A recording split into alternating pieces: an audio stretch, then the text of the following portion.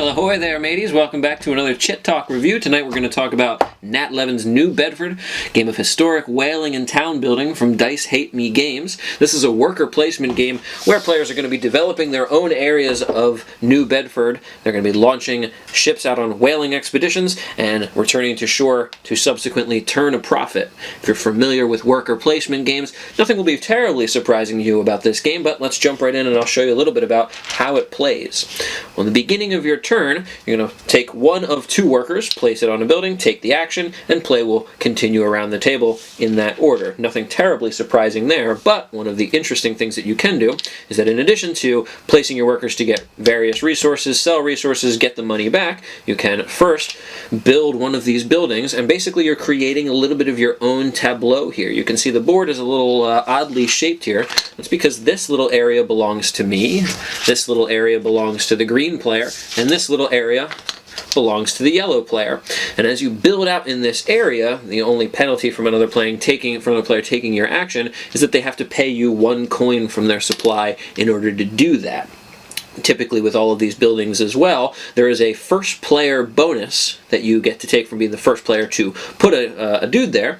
You get to take that bonus, but with these buildings that you build out here, you can actually be the only person who can take that benefit. So for example, by putting this here, I do have to pay 1 coin to this player, but I get to take 5 coins from the bank and I block anyone else from being able to take anything in that spot as well.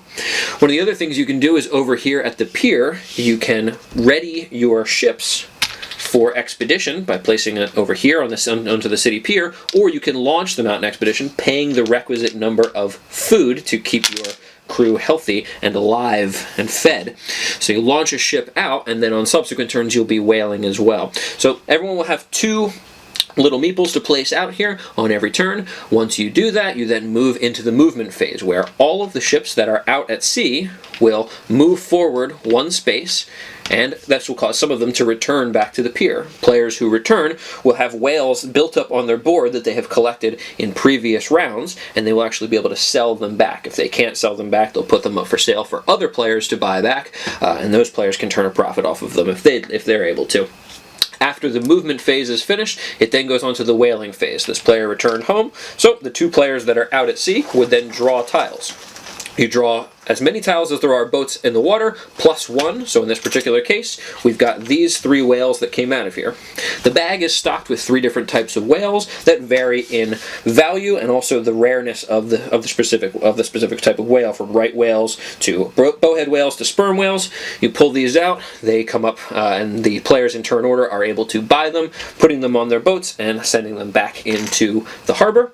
You may also pull out some water tiles. There are quite a few of these water tiles, but when you pull out an ocean water tile, you actually just throw it back in the bag at the end of the round, which means that as all the whales get bought up and distributed out to all the players who are out at sea, you're actually going to have a bag full of water tiles. And this is a little bit where the theme comes in of this game. So the theme here is obviously the systematic whaling and murder of sea creatures, and like many other Euro games, the contents of the game can actually be fairly morbid and depressing.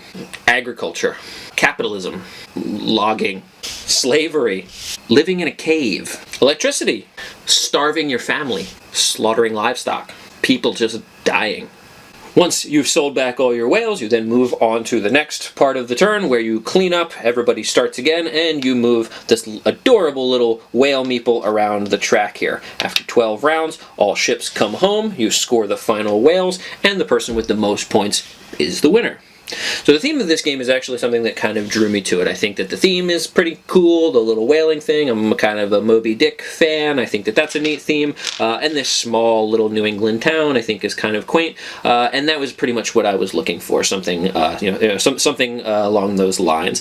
I think it kind of hits the marks on those. I like the idea of the supply of whales dwindling, all the different benefits of all the different buildings. Thematically they make a lot of sense, which is kind of fun. You've got a post office that can actually be traveled around to the different areas. You can build a mansion that can just basically pumps out points for you, and I think that's really neat. I like that too. The art is cool as well. It's all this sort of illustrations and painting. It's very simple and Euro-y, and I think that's really cool. These components are really neat as well. These little bricks are so cute, little wood, and these little crackers or cheese or whatever they are. The pacing of the game moves right along because you've actually only got 12 rounds. You move this adorable little whale meeple around the board, and after 12 rounds, everybody moves home, and you score all of your final scores there, your final whales. So that's really nice. This game doesn't really drag on. You really only have 2 little guys to put down, and it doesn't take very long. I would say that realistically, you could probably play this game in about 15 to 20 minutes per player. It doesn't hang, which is really nice. A lot of Euro games can kind of encourage that analysis paralysis, and that's not really a thing here. It's pretty clear what your strategies are. You kind of choose something and go with it, and you never get to the point where you've fallen too far behind somebody and your decisions are irrelevant, or you're kind of lost in what you're supposed to be doing. Things kind of keep together here, and that's what I like about it. When I looked at this game, I was specifically looking for a tight, small, compact, easy to travel, easy to set up, easy to teach Euro experience.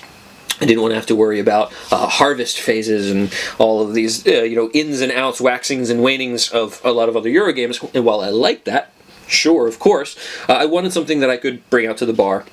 Something that would be simple, something that would be easy to throw down for people who also may not be familiar. The last time I played this game, I played with someone who had never even played a worker placement game. He picked it up very quickly, he liked it a lot, and that was great. In terms of value, this is also a pretty cheap game, and especially because it's so small. All the pieces kind of fit very nicely into this nice tight little box. It doesn't take up too much shelf space. The components are high quality. These are nice and thick, which I really like a lot, and this was fairly cheap. I'm pretty sure I picked this game up for around $25-30, something like that. And it also comes with a couple of nice little touches. This linen bag with the whale on it is pretty cool. I think this is neat. And a lot of these little fun little ship-shaped pieces, a whale, a captain's helm, these are all really neat. I think that they've done a good job with the components here. Everything feels good, everything looks good. A+ on that. Really good components there. In terms of accessibility, like I said, the last time I played this game, I played with somebody who had never played a worker placement game. He was able to jump right into it. The game is easy enough to teach, and because you are more or less building this tableau up here, you start off with 5 basic actions plus these 2 over here at the harbor, and then you basically decide what you want to add in. Other players will add things in as well, and while this isn't a terribly novel concept, the market is a lot more easy to understand. If you say compared to games where you've got a huge market of different buildings. Let's say, for example, Puerto Rico. You look at Puerto Rico, and you've got a large market out here, and I think from early on, it may not be completely apparent what you should be working towards unless you're more familiar with that game. The learning curve on this game was much more smooth and a lot more accessible for players who maybe aren't as experienced, or players who want to just play a little bit more casually. I like that about it as well, for sure. The variability is pretty cool as well, too. Depending on how many players you play with, they give you suggestions about which tiles you can use, which tiles you can take out, and there are also expansions that add new buildings into this, so you can vary things up a little bit. And the ability to use other players' buildings and move yourself around this town also helps with that. You've also got the randomness of this bag, which you kind of have to use to your advantage. Which whales you get, how long it makes sense for you to be out at sea, and which combos you can chain together as well, due to the different building abilities. For example, I had something that let me continue to push one of my ships out to sea farther and farther each turn. So I basically was able to just continue to push it back, and I just needed to focus on making money here at home, so that by the end of the game, when that ship finally came home, I was loaded up with the money I needed to buy the whales and turn a profit. That worked out really well. That was a great strategy. But there were a lot of other strategies that emerged around the table, and that was really nice as well.